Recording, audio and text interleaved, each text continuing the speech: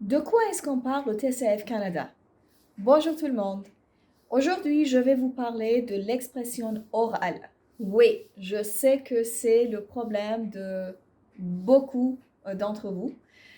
C'est que vous avez déjà une bonne compétence à la compréhension de l'oral et de l'écrit, mais votre majeur problème, votre majeur défi, c'est de vous exprimer. Et que aussi, il y a des gens parmi vous qui ne savent pas vraiment de quoi il s'agit. De l'expression orale, en fait, à l'examen du TCF Canada. Qu'est-ce qu'on doit faire là? Donc aujourd'hui, je vais parler de ça. En fait, je vais dire de quoi il s'agit tout d'abord. Oui, ok. À l'examen du TCF Canada, dans la compétence, dans l'épreuve de l'expression de l'oral, il y a 3 tâches.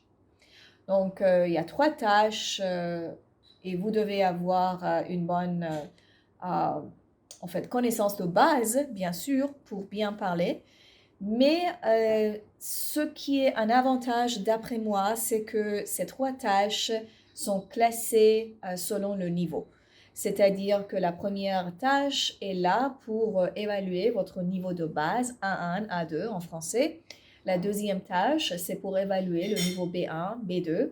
Et la troisième, finalement, c'est pour les gens qui ont un niveau plus élevé, le niveau C1, C2. Donc, si vous avez déjà une bonne connaissance de base en français, vous devez être capable de bien parler dans la première tâche qui, en général, consiste à vous présenter. Voilà, c'est tout. Vous vous présentez dans cette tâche-là et c'est que, ok, vous dites, vous donnez votre nom, votre prénom, votre nationalité, votre profession, bon, si vous êtes marié, si vous avez des enfants, dans quelle ville, dans quel pays vous habitez, et voilà, donc vos intérêts personnels. Et c'est une présentation assez simple à donner en utilisant la grammaire de base, le bon vocabulaire, et c'est tout.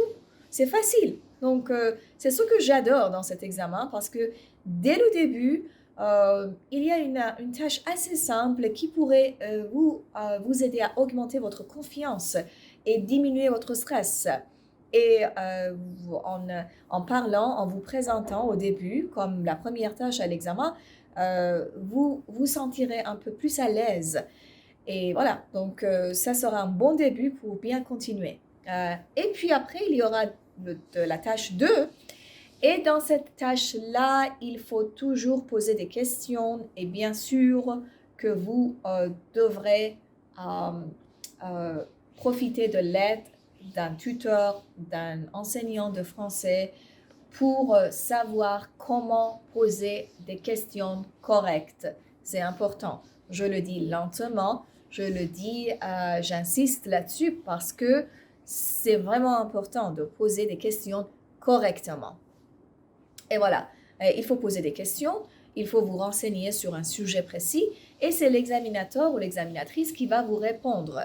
Et puis finalement, la troisième tâche, c'est pour les niveaux plus élevés parce que là, il faut donner des arguments à propos d'une opinion, d'un sujet spécifique sur lequel vous devez exprimer votre opinion et puis après défendre votre opinion et donner des arguments. Donc, dans les prochaines vidéos, je vais en parler plus. Maintenant, il n'y a pas assez de temps pour le faire, mais sachez que le niveau augmente graduellement dans cet examen à l'oral et ça, c'est le plus grand avantage à mon avis parce que vous savez comment faire à chaque niveau et quelles sont les exigences de chaque niveau. Donc, pour celles ou ceux qui veulent réussir le niveau B2, ça c'est selon mon expérience, c'est la plupart d'entre vous, c'est vraiment nécessaire de bien faire dans la deuxième tâche pour poser des questions. Voilà, sachez cela et puis si vous avez des questions, n'hésitez pas à nous écrire et je vais vous raconter encore plus dans la prochaine vidéo. À plus!